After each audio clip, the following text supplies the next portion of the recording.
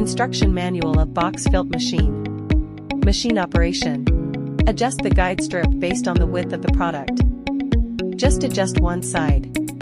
Loosen the screws of the guide strip to adjust the appropriate width of the product. Leave 5 mm distance. After adjusting, the position should be consistent.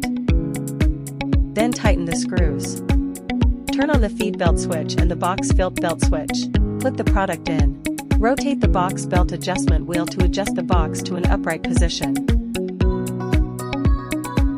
Testing the product is operating normally. And then tighten the adjustment screw. Box filled belt speed adjustment. Feed belt speed adjustment. Box filled belt. Feed belt.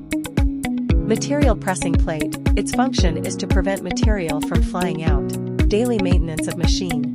Add machine lubricating oil to the machine's operating position.